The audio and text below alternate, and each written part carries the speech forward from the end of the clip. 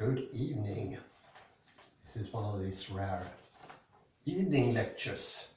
Heidegger 981. Ooh, we are getting closer.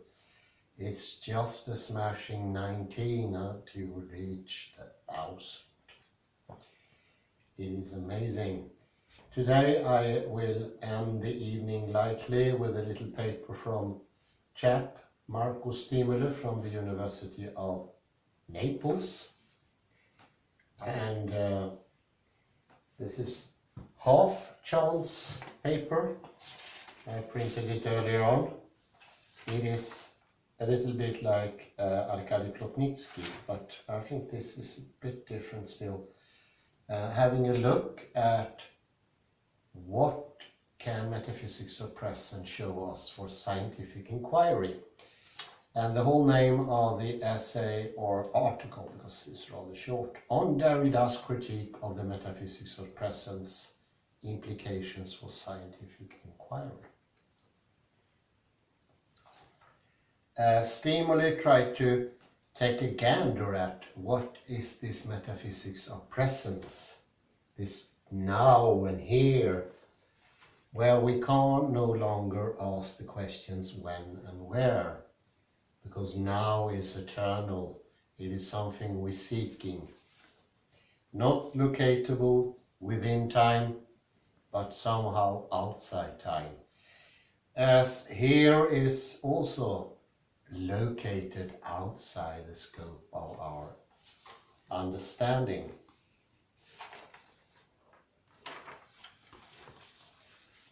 He puts rather early on an example. First, the Western metaphysics believe that outside the knowing subject there exists an unchanging referent.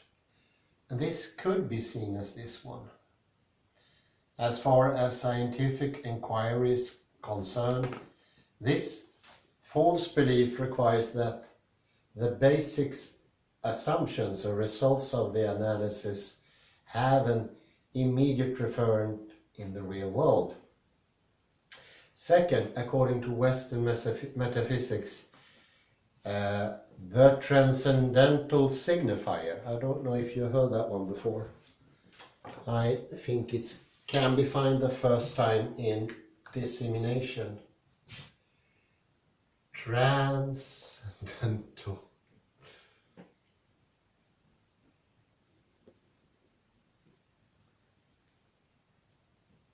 Transcendental, something like that. Signifier. It's not of this world, it's beyond this world somehow.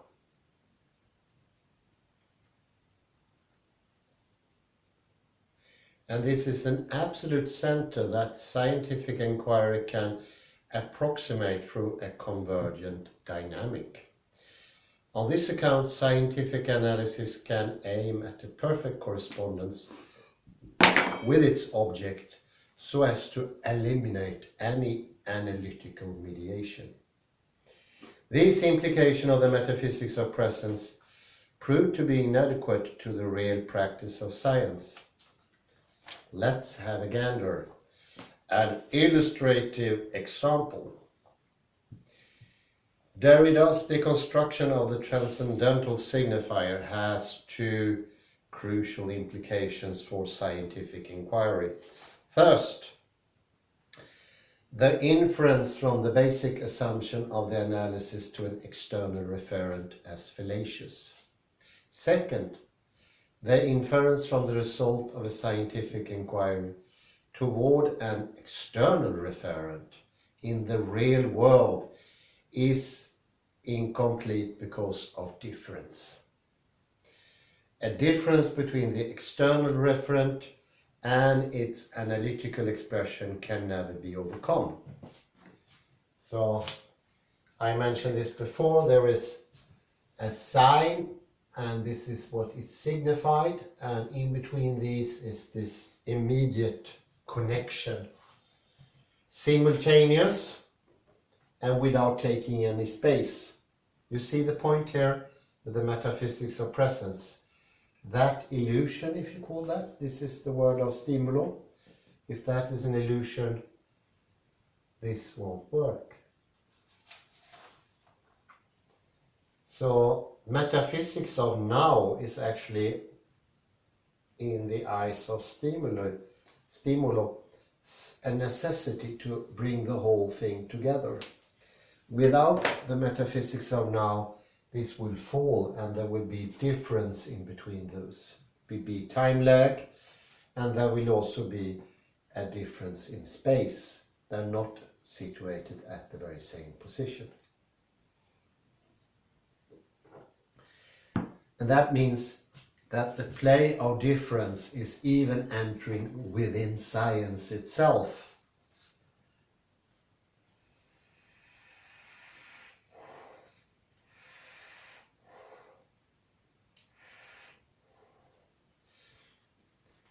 And here we have somebody took a gander at this. It's a fellow called Mackie. I don't know if he's Finnish.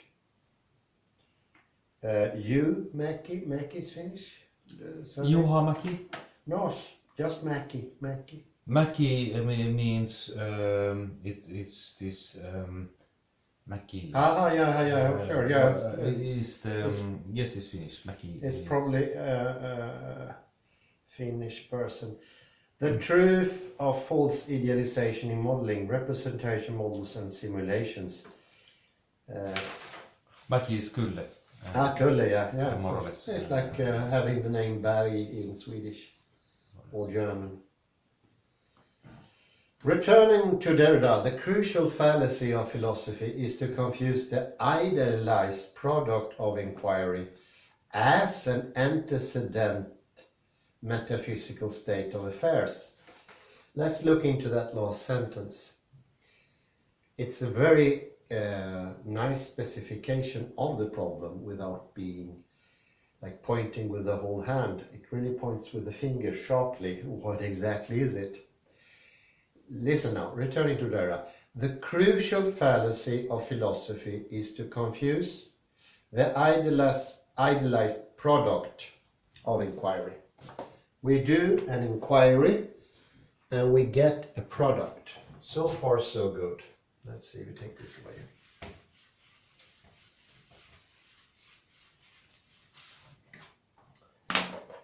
So we call this philosophical inquiry. We do that for a while.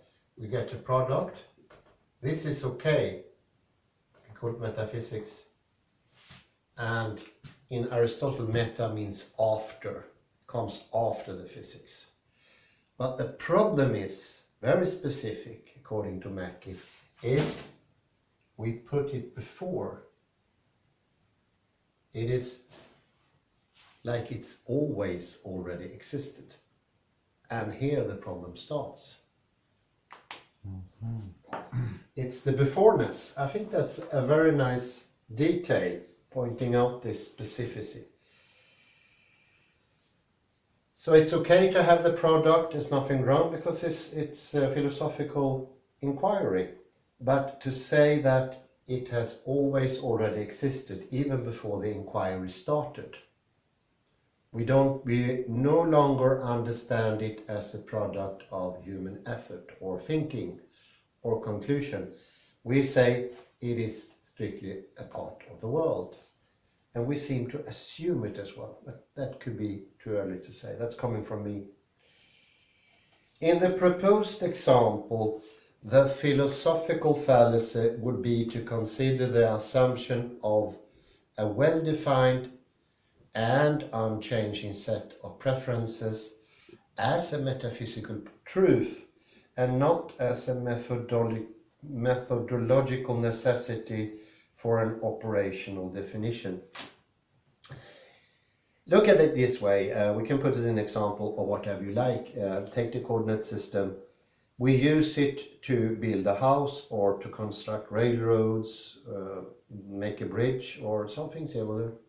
But somehow in this process, according to Mackie, we start to think that actually existed before we draw the map, before we made this thing, and that it is a part of reality itself. This is what is hinted.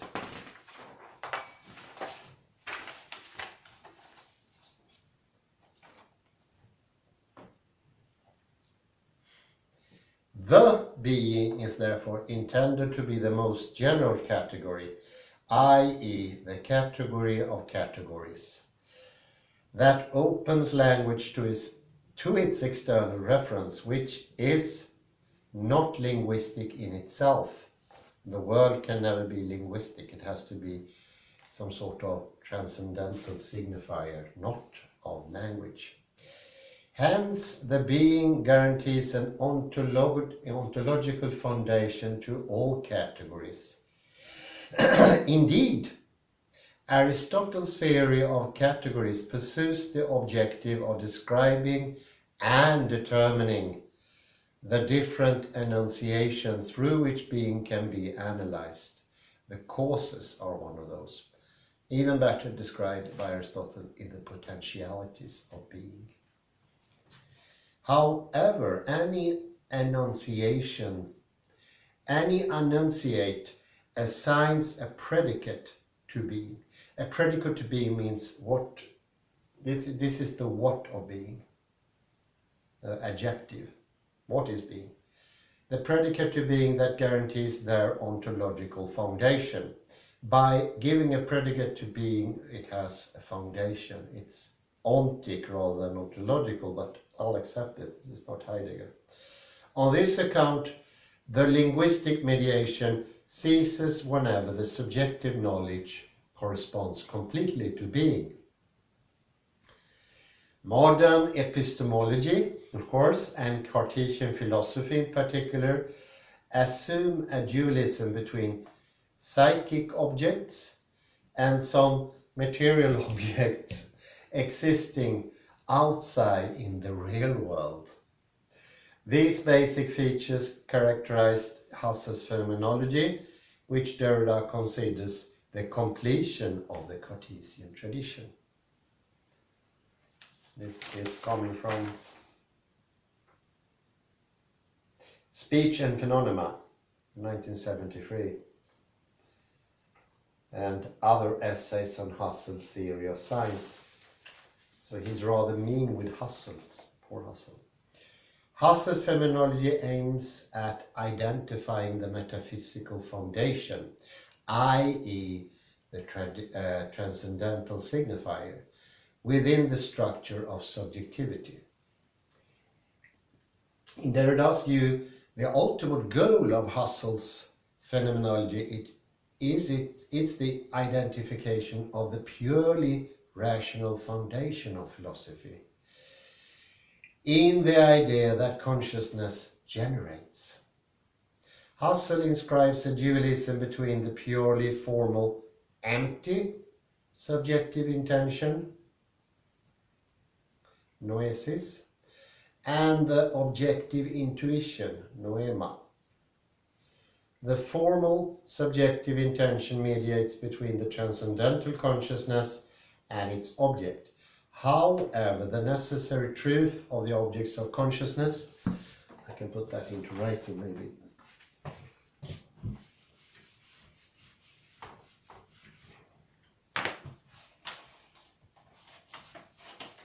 Noesis,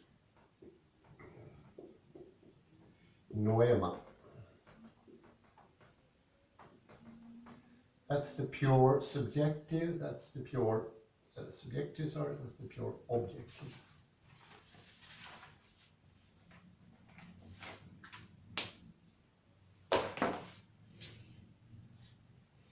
And the formal subjective intention mediates between the transcendental consciousness and its objects. However, the necessary truth for the objects of consciousness, the noemata, which are the products of noema, emerges only if they fully correspond to the objects previously given in the empty intention, noesis.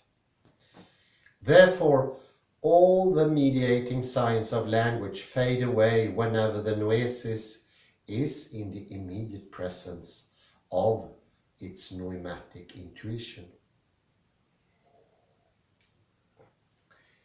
Of course, these examples are paradigmatic because they show how the switch from classical ontology, Aristotle, to modern epistemology, Cartesian philosophy, and Husserlian phenomenology did not affect the general feature of the metaphysics of presence. Indeed, in both cases, being is thought as a presence that grounds the certainty of human knowledge and in the end eliminates the very need of thought itself. Isn't that grand? There is no need to thinking anymore. It will be quite enough with the transcendental signifier. So we made ourselves surplus to reality. Well, let's get into the deconstruction. And oddly enough, he has put this as chapter 2. I don't know why. It's more than a little odd.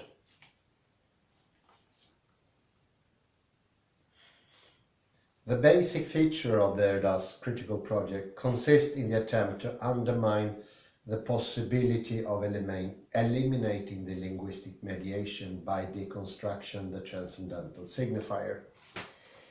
So what Derrida is trying to do is show that we can't get rid of the written sign. We can't get rid of, for instance, language as sound waves, something that will interact with your ear. We can't get rid of not even the ones and the zeros of the computer, because even this little thing has a materiality to it. And what Husserl does is implying we don't need written text, we don't need anything, we only need transcendental signifier, and that will cover everything, even thinking.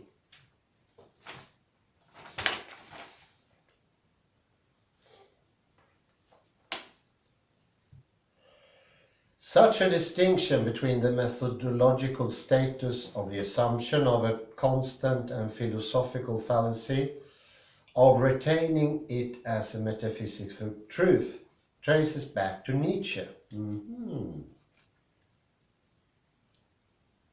According to the philosopher from Rocken, logical thinking and inference are grounded in the condition of assuming the existence of identical cases. If this assumption is not considered as fictitiously fulfilled, any causal inference would be impossible. However, the need of a false assumption does not allow one to retain it to be a metaphysical truth.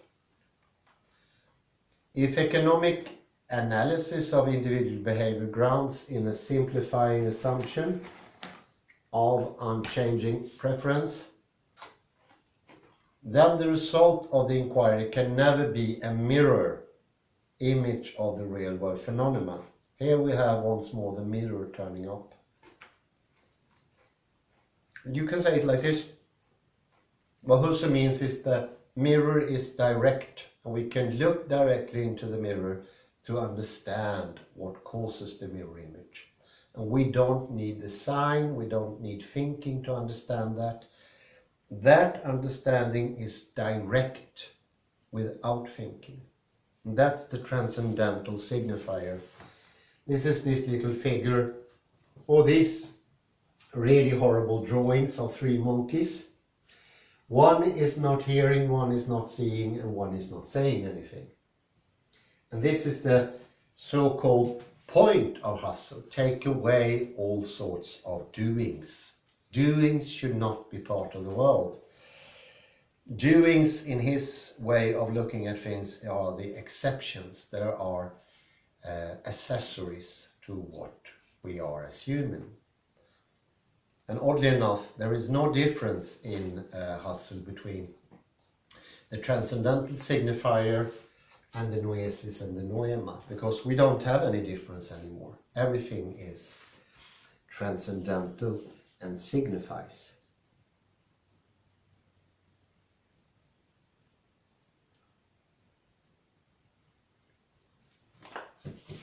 Therefore, The extension of the results of a scientific inquiry to the real behavior of individuals is incomplete. To put it in philosophical terms, the full correspondence between the results of scientific inquiries and real-world phenomena is in principle impossible. This is consistent with Derrida's concept of an ineludible difference between linguistic science and their referent.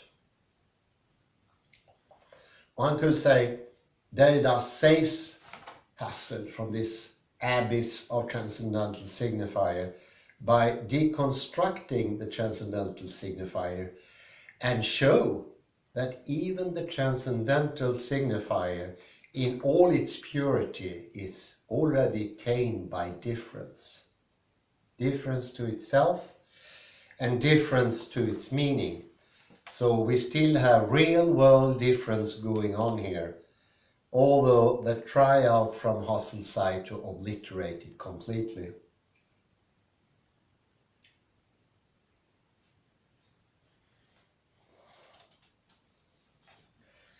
To illustrate the point, consider change of the purpose of the economic analysis from the individual behavior in general to the analysis of the specific effect on peer pressure on individuals' economic choices.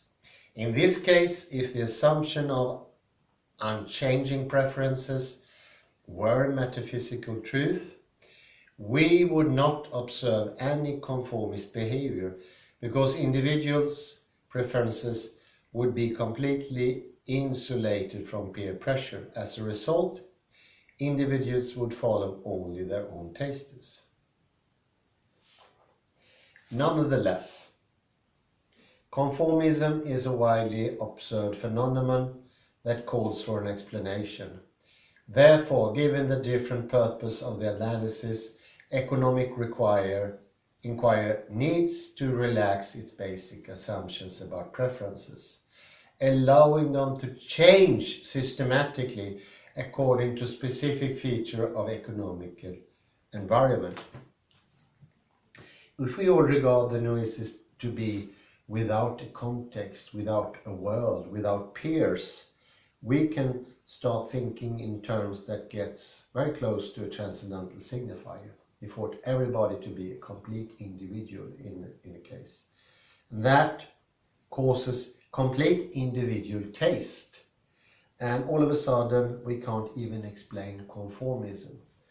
So you see, the metaphysics of presence do have an effect even on economic studies. It sort of comes in everywhere. And I recognize this as well. We usually have this perfect consumer here in Sweden, and we see everybody as being very the same, especially when we come to the very problematic situation when it comes to alcohol in Sweden. We assume everyone to be potential alcoholic. Therefore, we need to legislate, and I would say that's the entering of a metaphysics of presence. It's like obliterating the idea of difference in between individuals.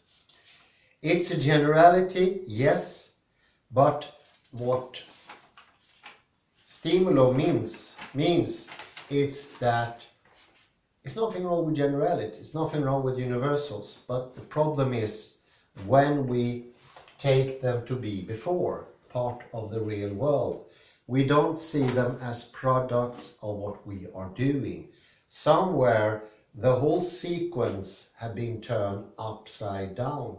So all of a sudden we think reality is this undifferentiated substance. It doesn't have any features, properties or anything like that. It's only human beings that can invent borders, limits, polarizations. And of course, as you can hear, this takes away all features of reality when driven too far. We become living in a fantasy world, and everything we have when it comes to laws, morality, ethics is self-construct, something the noesis does. and it doesn't have any connection to real life. And therefore it doesn't have any consequences if you act morally bad or morally good. And this is of course also the point of Nietzsche. This is what he means with Übermensch. The Übermensch is someone who comes to the same conclusion, who realized that morality, ethics, even strivings and goals are the invention of human beings and not part of the real world, so to speak. There couldn't be any ethical in this. All this outside here is unethical. The only source of ethicalness is this inside. And that's, of course, comes to the conclusion of Nietzsche. Morality is not of the world, it's something human beings have in their noesis. And the same, of course, also goes for all difference in the world. There is no reality left, and if there is no reality left, there can be no knowledge. And here we have the conclusion of gay science, that science can't even give us knowledge anymore. As I mentioned before, this was the last drop for Nietzsche. After that revelation, if you like, or insight, he got nuts. But who wouldn't do? For me, it's ludicrous to say morality is just within people. But if you look at the standard Hollywood movie, that is how people today perceive morality to be. If somebody commits some unethical thing, they look disgusted, they throw up or something similar, they feel guilty. But there is not of the world. You can't be rational and moral. Because if you're rational, there is no morality at all. It's just conclusions about the world. Everything we do about the world is in this picture like calculations. How many peppercorns are the left here? But there is no ethic in the outside world. And the point made by Nietzsche, I think that is probably the point made by most people today. Since there is no morale outside, why should I imagine one from the inside? And somewhere here, all values come to erode. But as Derrida shows, there is no getting away from difference, not even in science. Difference is always there. And it is this very idea of a direct mirror image. I look to the mirror and I see something directly. And I think to myself, there is no time lag and there is no space lag. It is simultaneous. But, I kid you not, this is not how it works. Not in physics, not in real life. Everything is, as Derrida would put it, infected already by difference. Who? Derrida. Derrida. Everything is infected by difference, and he also calls himself a virus who enters into the text to show that difference subsides everywhere. Although I would say our misguided strivings or lure of the metaphysics of presence, because it is like this: you have to be quiet, you have to be deaf, you have to be blind. And we're trying to blind us today to reality, because this fantastic thing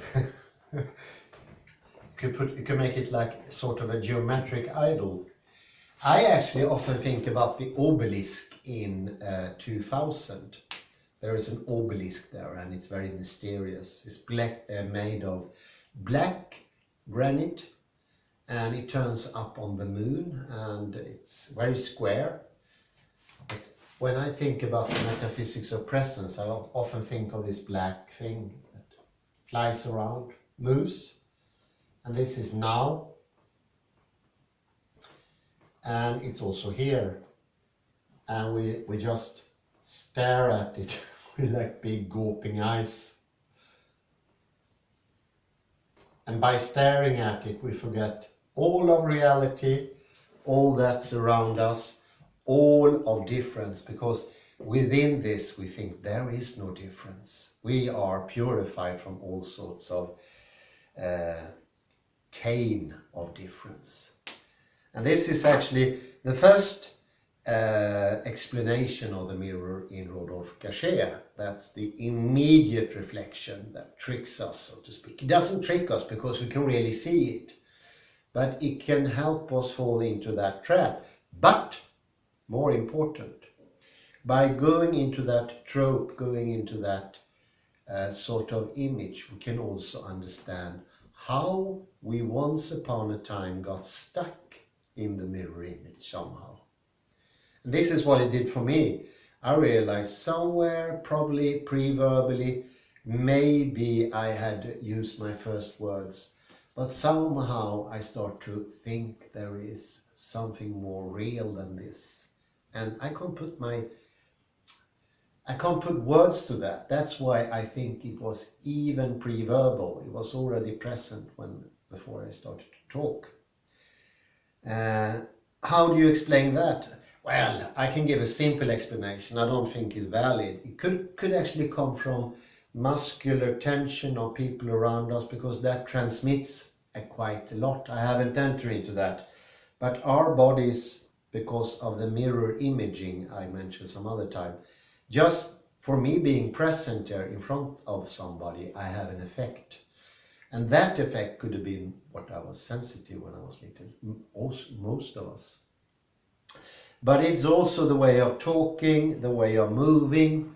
It is like everybody is taken away everything that is real and different. They want to maintain pure existence of me here somehow. This is my body, this is precious, this is holy. And the outside is just sheer nothingness or difference. Or the apeiron. Very, very short article, quite interesting actually, very, very different as well. It was an interesting take on the metaphysics of presence. And it goes to show that we can actually use deconstruction also to help people get rid of this like generality idea within science and in general, because open up the newspaper, on every page you see, you will find these assumptions about reality, that everything are universal, without properties, without defining characteristics, and you almost get the illusion it's enough for me sitting with a morning coffee and to read the newspaper very carefully and then just passively react. That's all. That's all that's needed. And of course that's not how it is. We are permanently already thrown into the world. My very language, all my thinking is always difference, because we are part of the world. And that can be shown in so many different ways. But novel and interesting way. Okay, I say good night everyone, and thank you very much for your patience, and I bid you a very good night. Bye bye. Thank you.